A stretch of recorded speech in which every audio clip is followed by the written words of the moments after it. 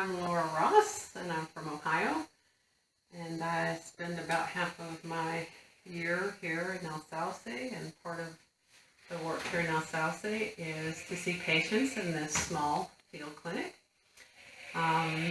We serve 8 villages and are the primary medical care here and the emergency care for different problems that come up for people.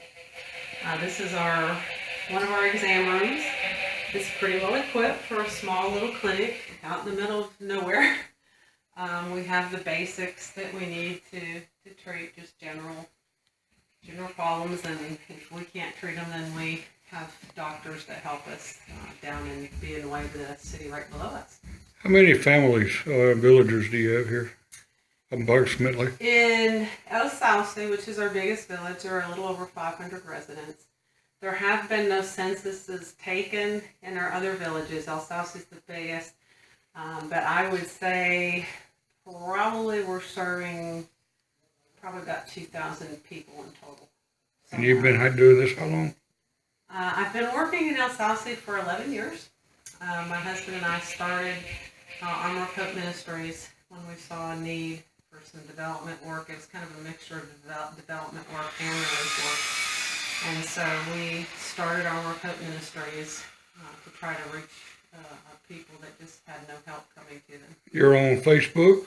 We are on Facebook, Armor of Hope. Do you have an online donation? We do. We have a webpage, armorofhope.org, and there is a place to donate online, and there's a little bit about what we do on the website. Armorofhope.org and .com. We have both. Okay. So either one that you put in, you'll find us. What's some of the most stressful injuries you've had in here? Probably gunshot wounds and stab wounds. Violence, that just kind of comes with where we're at. There's not very much law enforcement here, and Honduras is a violent country. So when I see violent crimes, it's always hard. Number one, the injuries are usually very bad, but you're not dealing with just the injuries. You're dealing with anger and fear and hysteria sometimes. So those situations can be difficult. We have an armed guard here at night. Yes, we do. We have an armed guard every night. But in general, the village is peaceful. Generally, the violence that we see has always been alcohol related. So if you just kind of stay away from town on the weekend, don't go near the cantina, you're generally in a pretty safe place.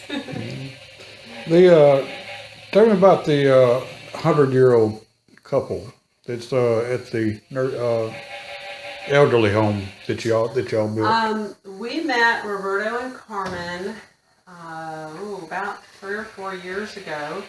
Roberto's 105 and Carmen's about 100 years old, and they live way up in the mountains, all by themselves. There's a tribe of Indian called Sikaki here, and it is the Sikaki Indians' culture that when you take off a wife, that you move just totally out away from everyone. You live a very secluded life.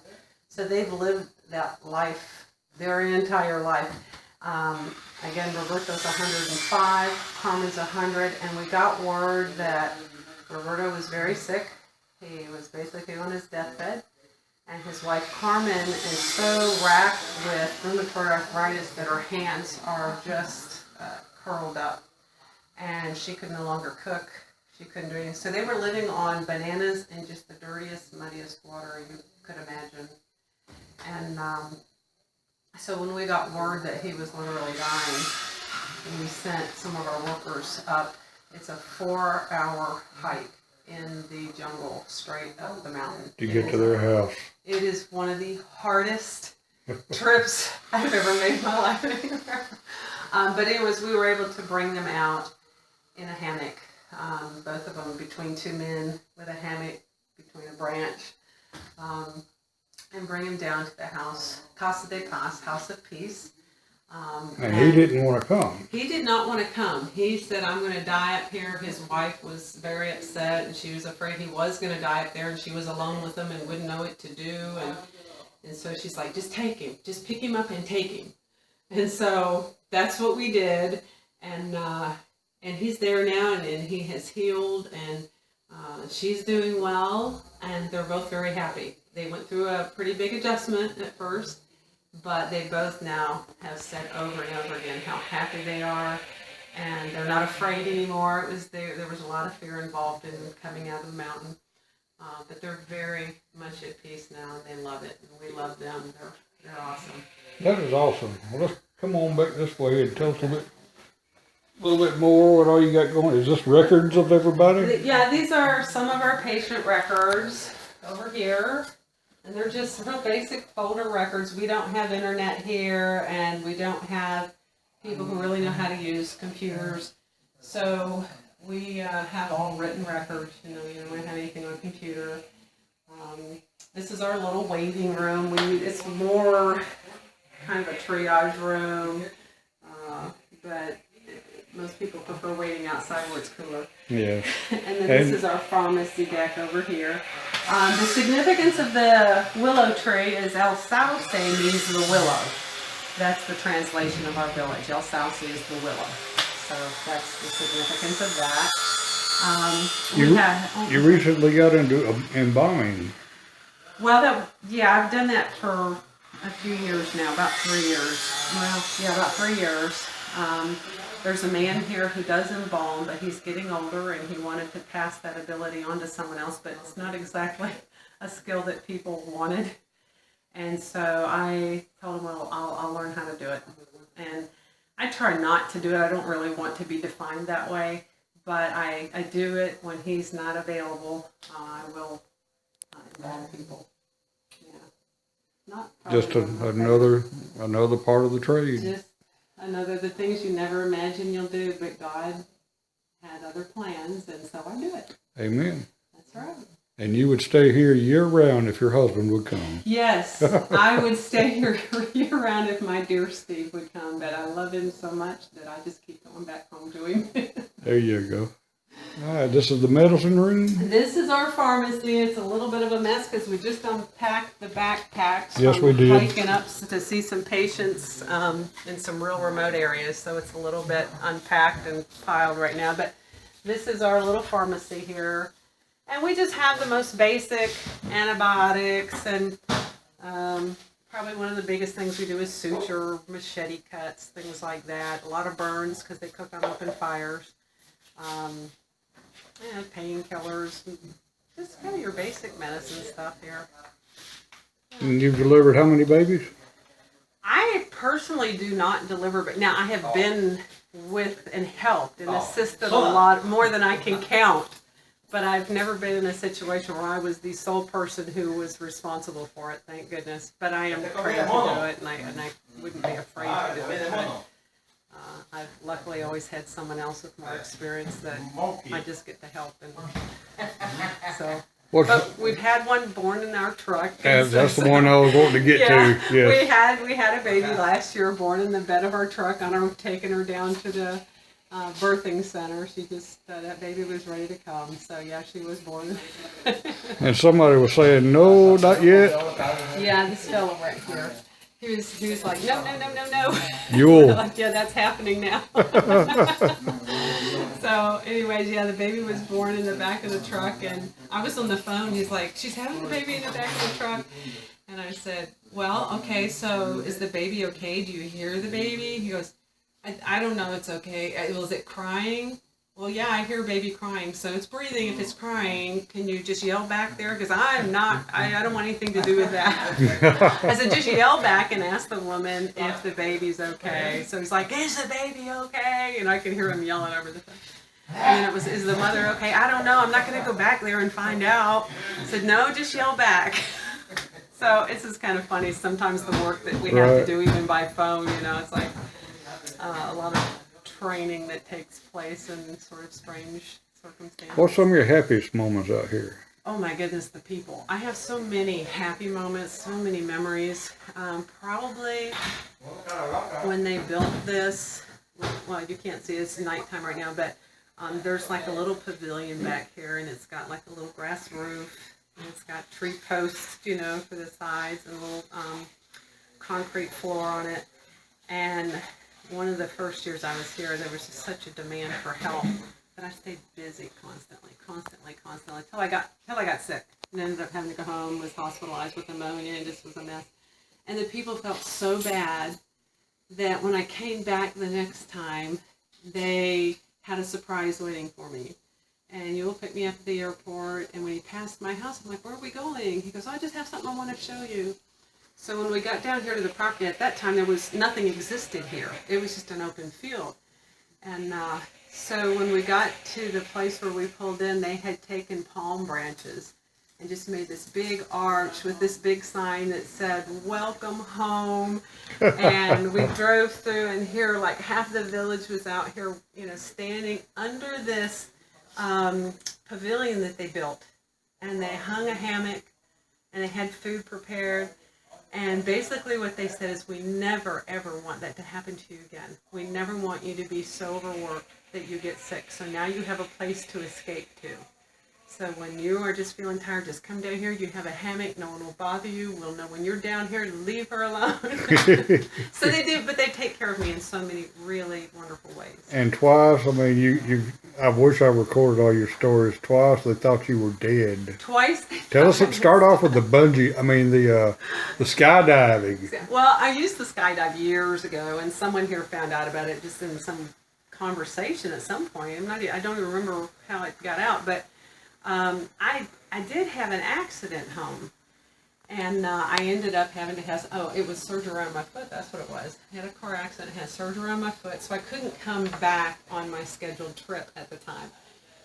But when I finally got to come back, I was sitting in a room talking with some people from the village when the village president, the guy who was president at the time, walked in, and he's like, oh my goodness, you're here, we cannot believe it, it's a miracle that you lived. And I'm thinking, I just hurt my foot, you know, in a car accident. He was just so overreacting, I thought. But I took it very nicely, you know, I just thanked him for his concern. But after he left, I said, why was he so emotional about this? And they put their heads down, they were a little embarrassed. They said, well, the story was that you were coming in by plane, and that the plane had some engine problems or something, and so they gave you a parachute to jump out, and your parachute didn't open, so you hit the ground and died. I was like, oh my goodness, where did that come from? Bless them. Bless them all. So they were just all happy that I wasn't dead. And then the other time, everybody thought you died. And yeah, the other time, I had, what it was gallbladder. And so, again, I was in the hospital, had to have gallbladder surgery. This was just last year. And I came back, you know, my staff knew I had gallbladder surgery.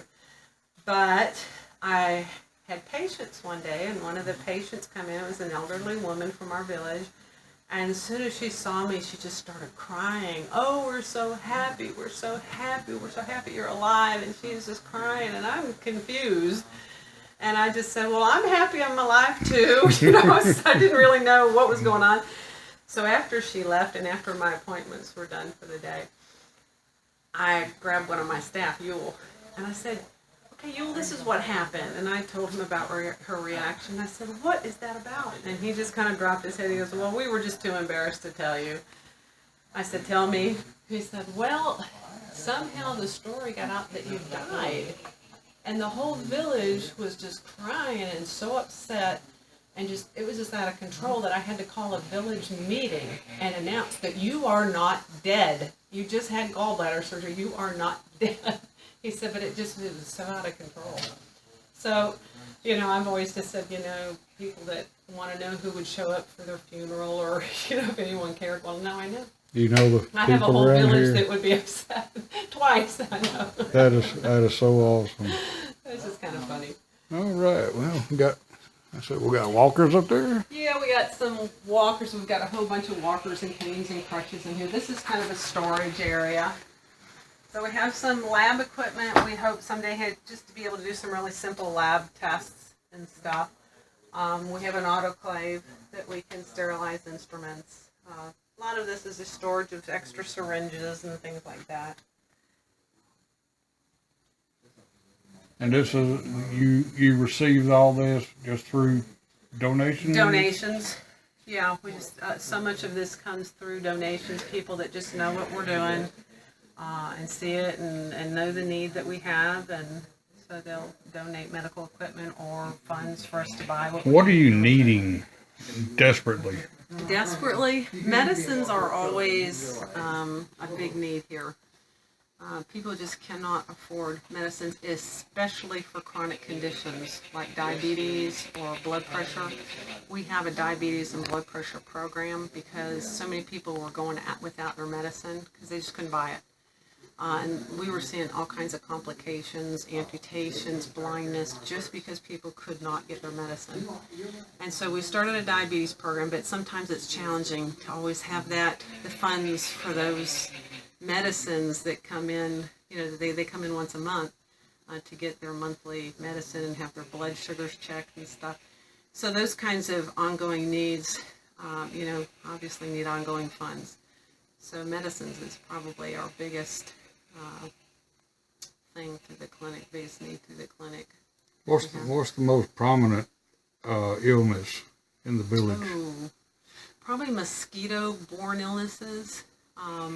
Because we have like dengue, chikungunya, Zika, so there's several mosquito-borne illnesses. We don't get malaria here because of our altitude, we're pretty high, but every now and then we'll get someone who was in the city and got it, but not too often. But the other three we see a lot of fever comes with that, a lot of pain, severe pain.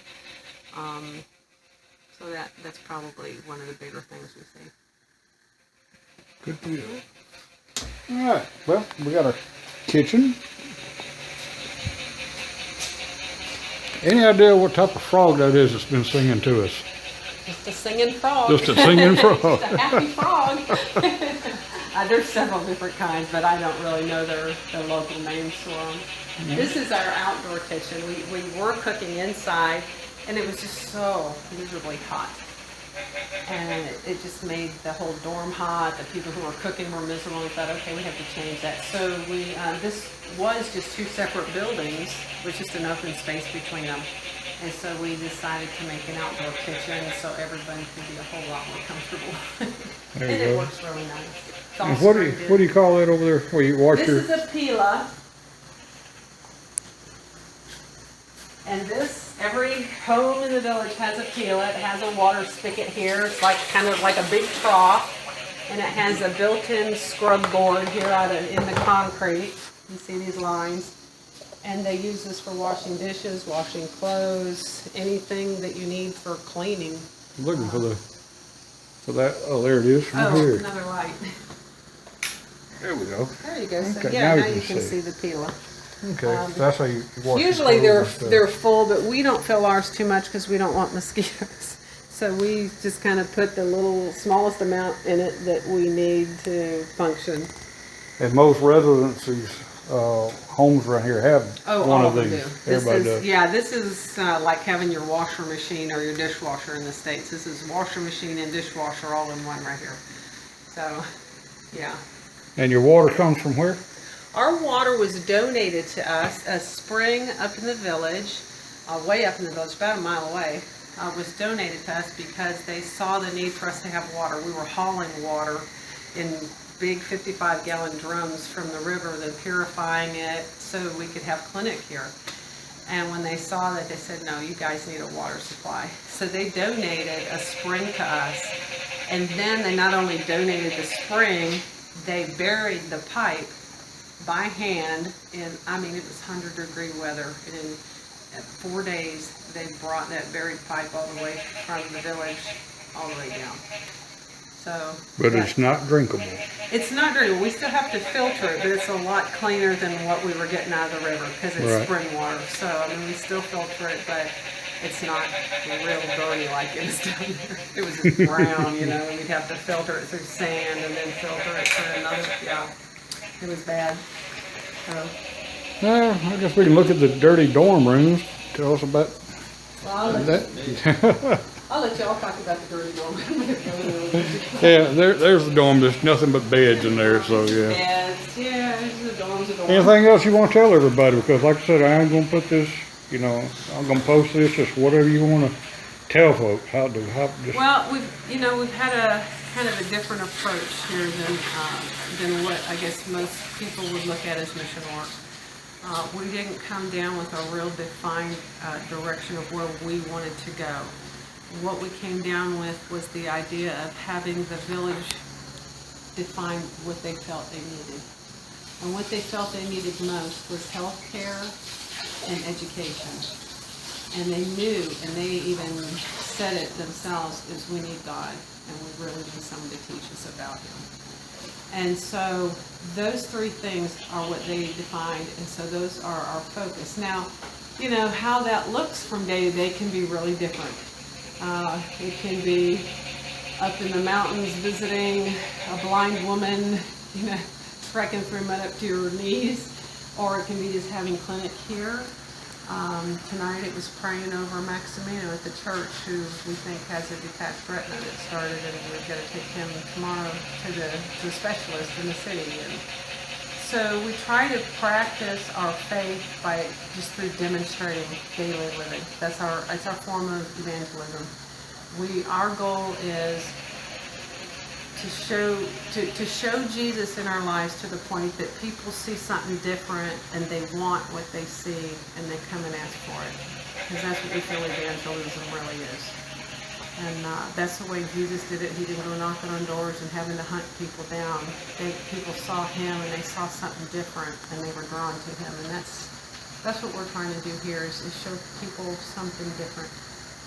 Draw people to Jesus. You've even had some bad folks decide they're not going to bother you anymore. In so many words. You know, they're because you're doing good. Yeah, the country is just riddled with gangs, and the drug problem here is really horrible. And most stores or anything here that are operating have to pay protection money. And so my staff came to me at one point and said, what are you going to do when they come and ask for protection money? Are you going to pay it? What's the plan here? I said, I don't know what the plan is. God will give us the answer before we have the problem. So we'll just wait on God. And about 3 nights later, our night guard got paid a visit during the night by a gang member.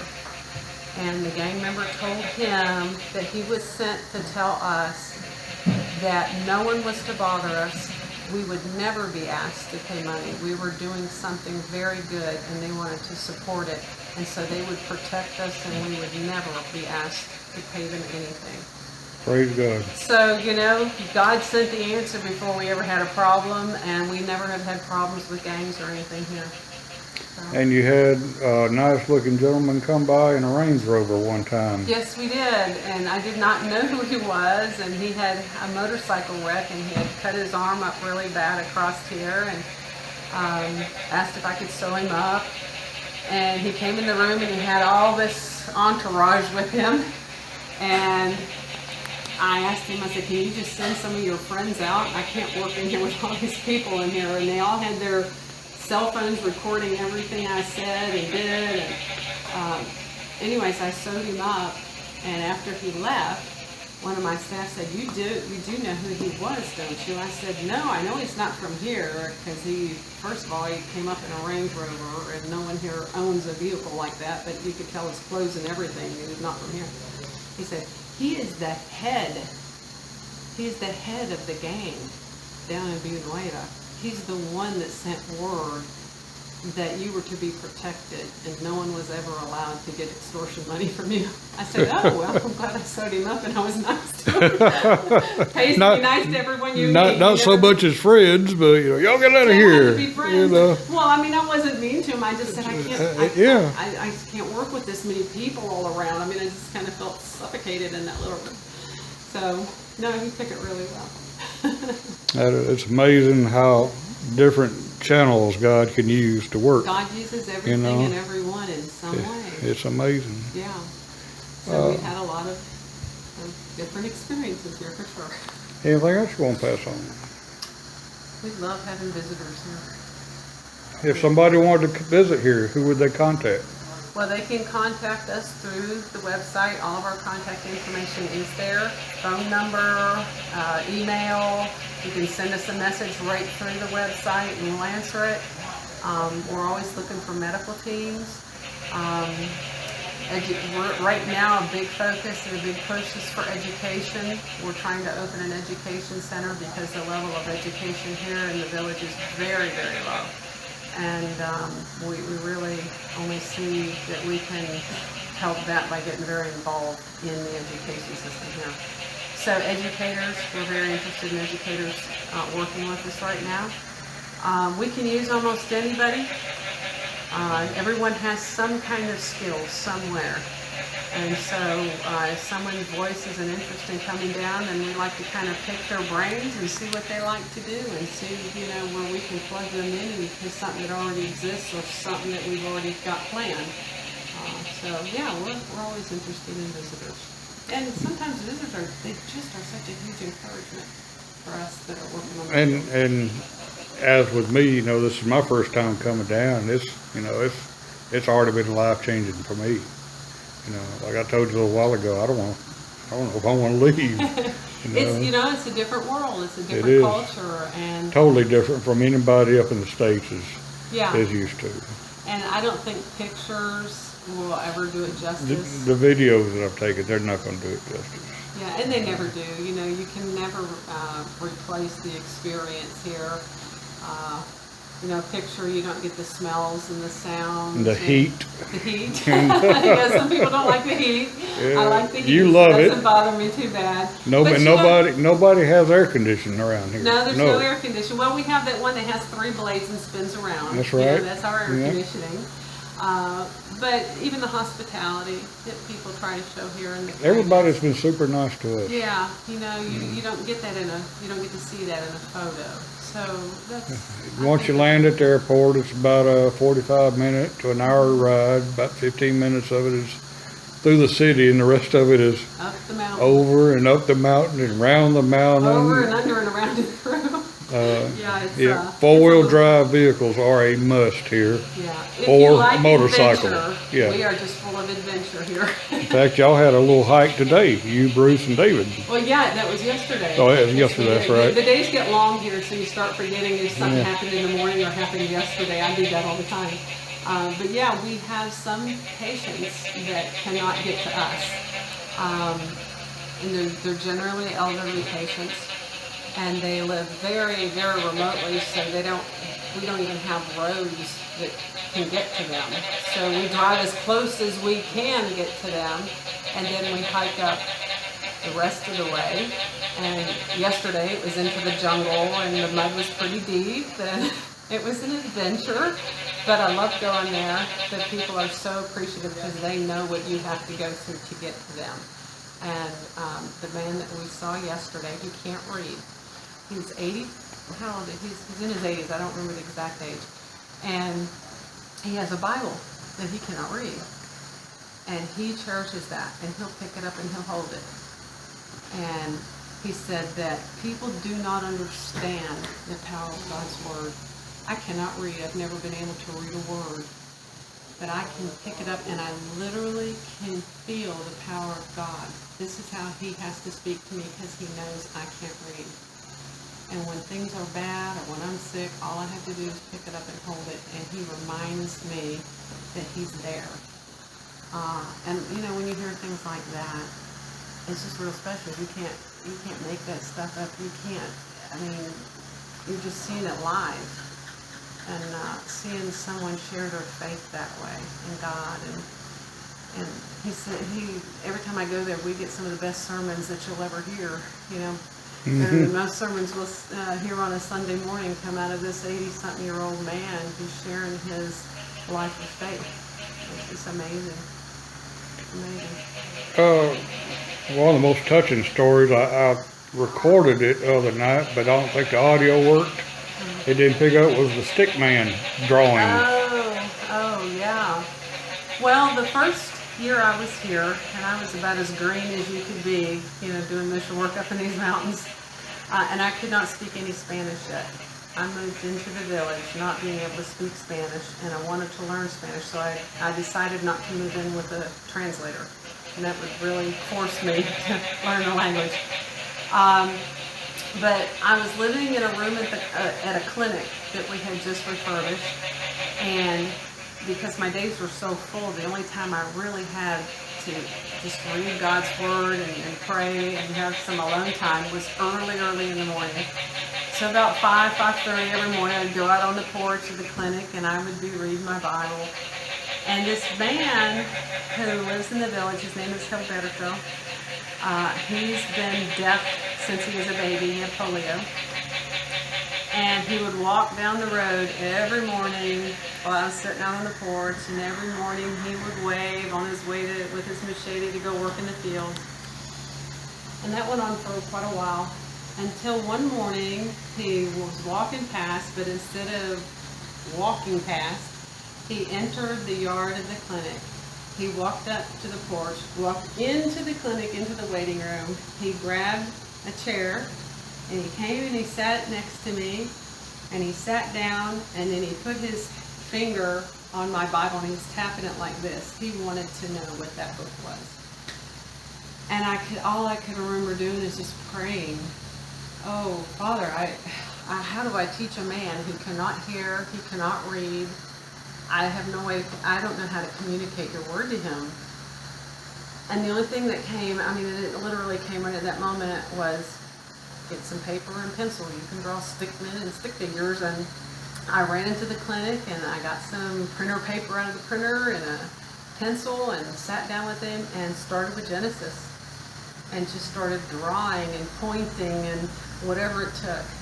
And about 3 hours later, we got to the cross and to the story of his Savior dying for him and his sin.